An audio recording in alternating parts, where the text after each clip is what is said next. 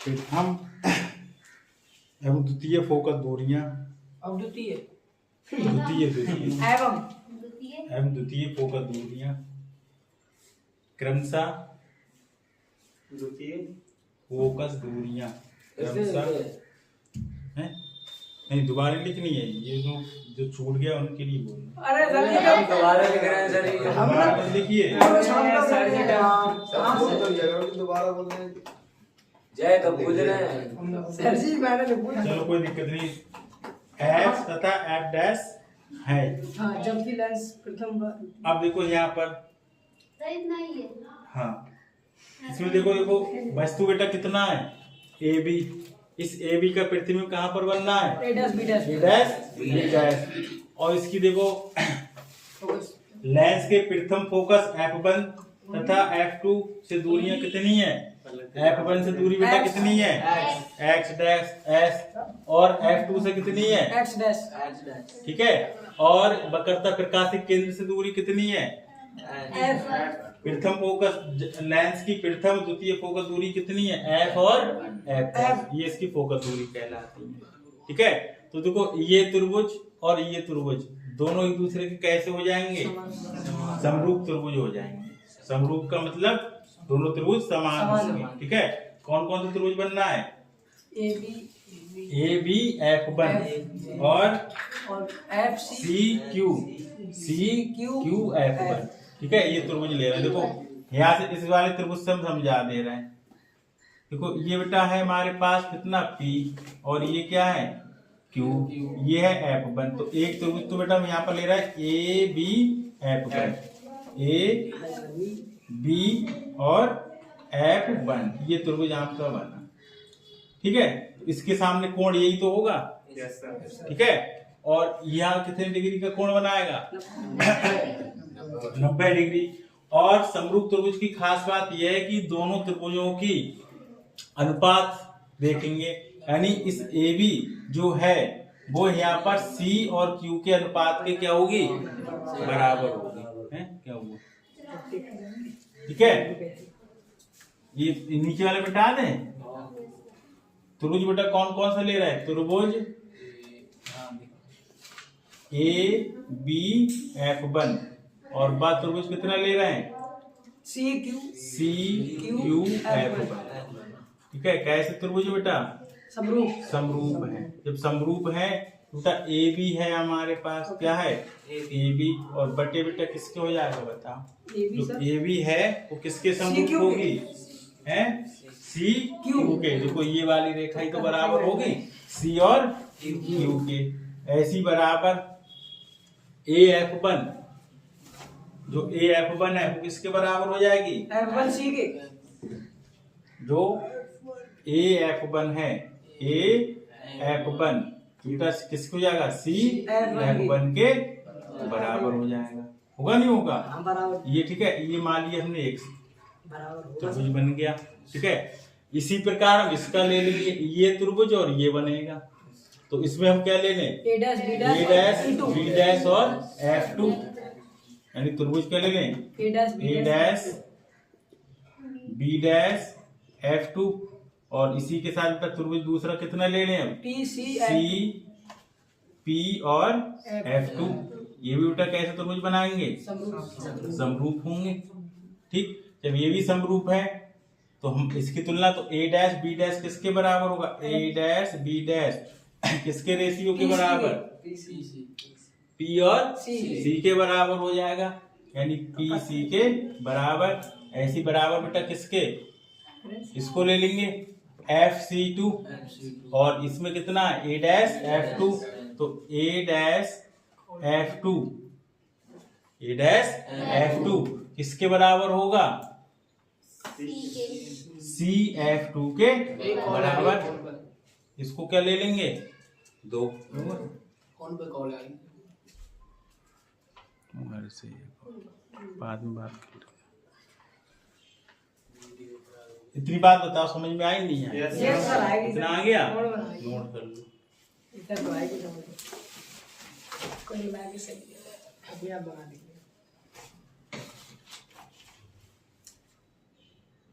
त्रिभुज AB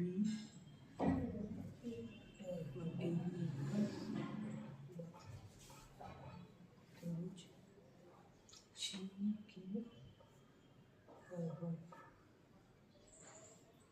सम है।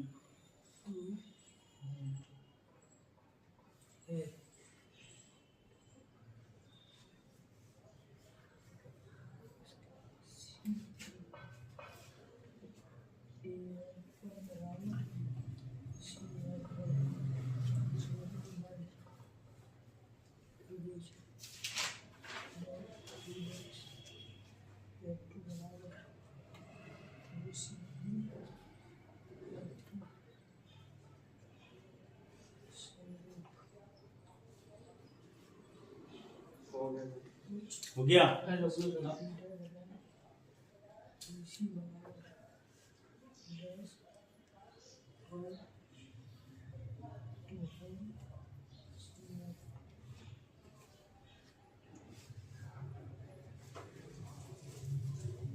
अभी भी है।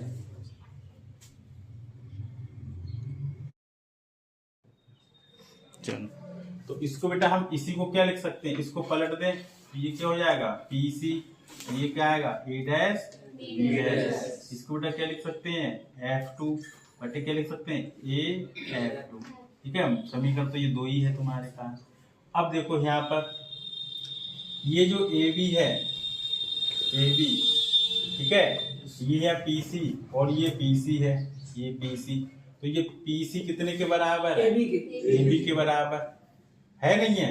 ठीक है, और सी क्यू जो है, सी क्यू ये किसके बराबर है, ए डैश बी डैश के बराबर है। तो यहाँ पर इसको हम लिख सकते हैं, क्या लिख सकते हैं बताओ, इसी को भी लिख सकते हैं, इसको मैं ऐसे ही रहने दे, पहले की जगह लिख लो। पहले जो ए बी है, ए बी, तो सी क्यू को बेटा किसकी जगह लिख सकते हैं, ए डैश बी डैश बराबर ए F2, ए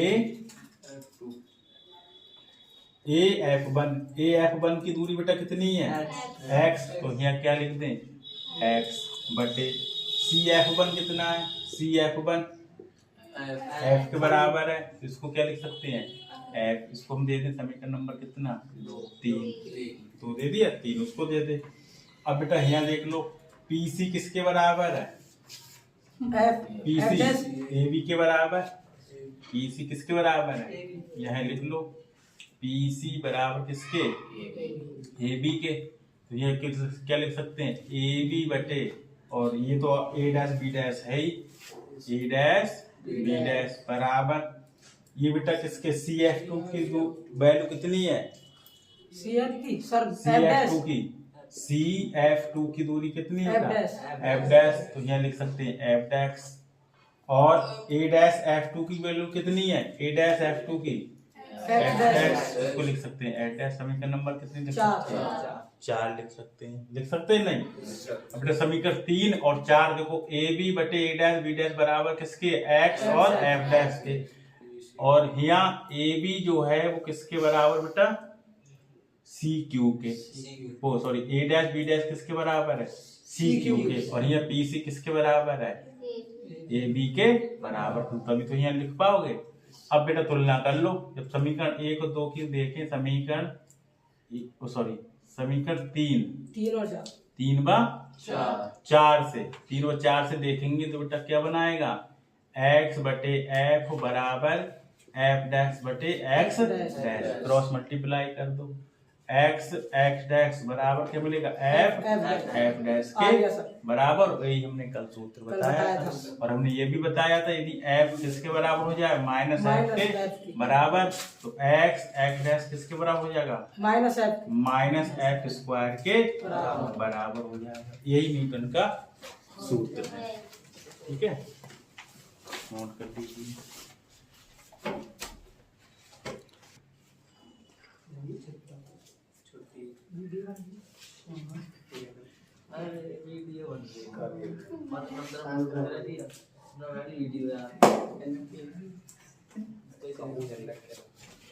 जन्नत का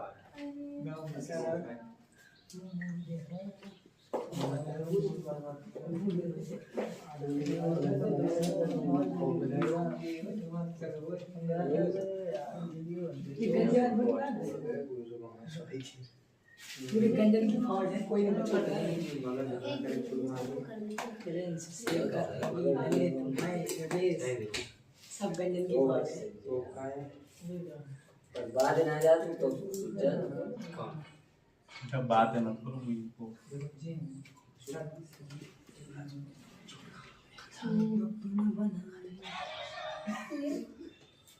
वीडियो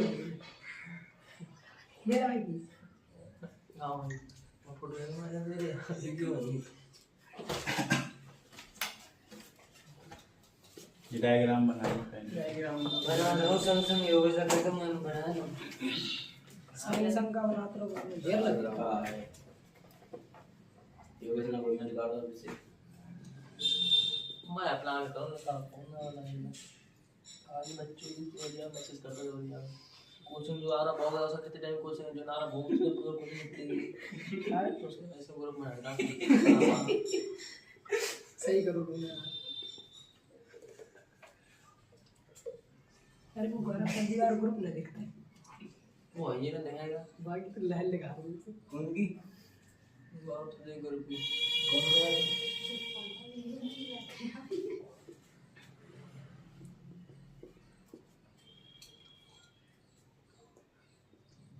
अब ये 0 डैश